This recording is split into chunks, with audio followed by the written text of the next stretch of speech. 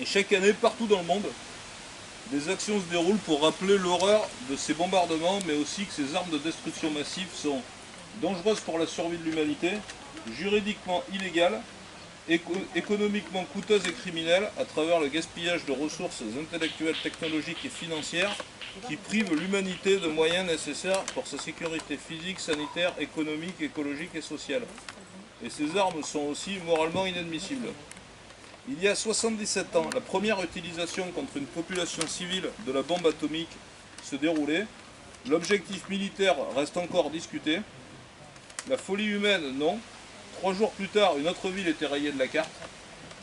Le feu atomique prenait valeur ainsi que le terme d'arme de destruction massive. Malheureusement, les victimes japonaises ne furent pas les dernières. Maintenant que l'arme existait, il fallait la tester et la perfectionner.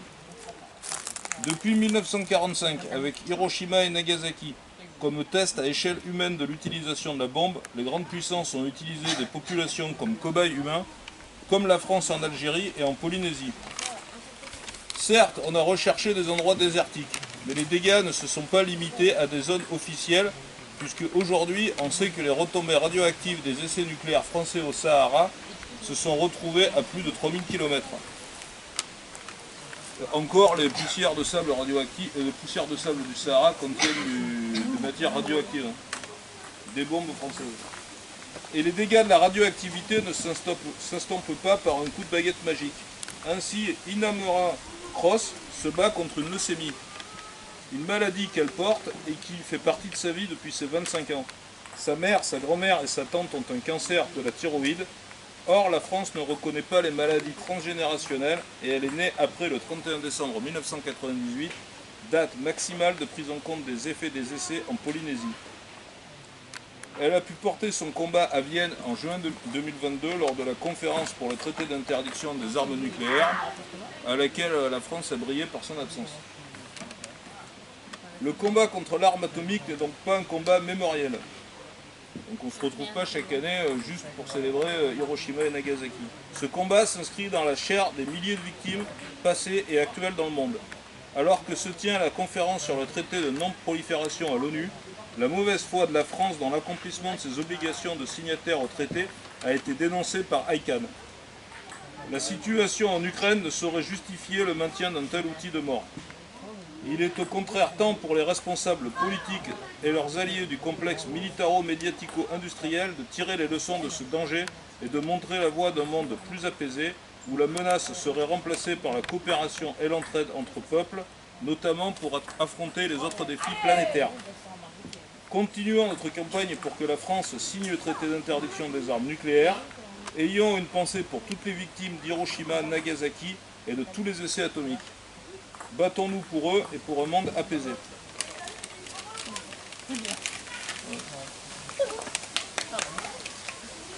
Merci et on se reverra l'année prochaine. Voilà.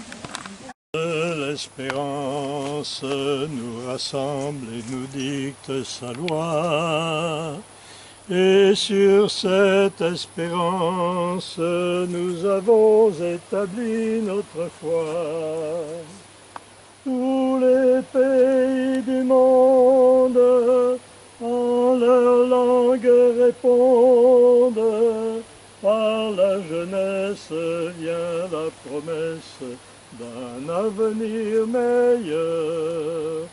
Nous voulons chasser la haine pour toujours, pour toujours, pour toujours.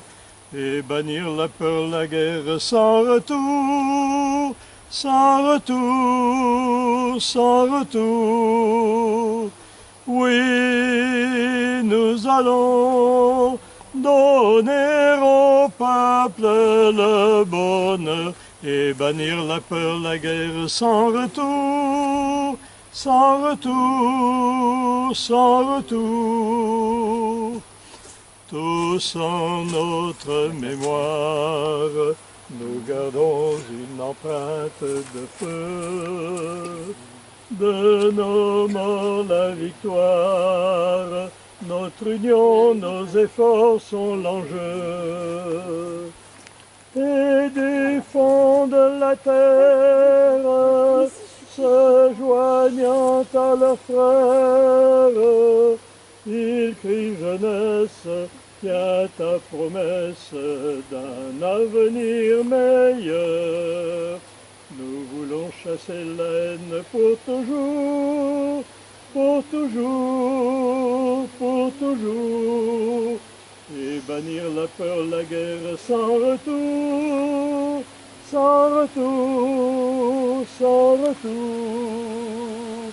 Oui, nous allons donner au peuple le bonheur et bannir la peur, la guerre sans retour, sans retour, sans retour.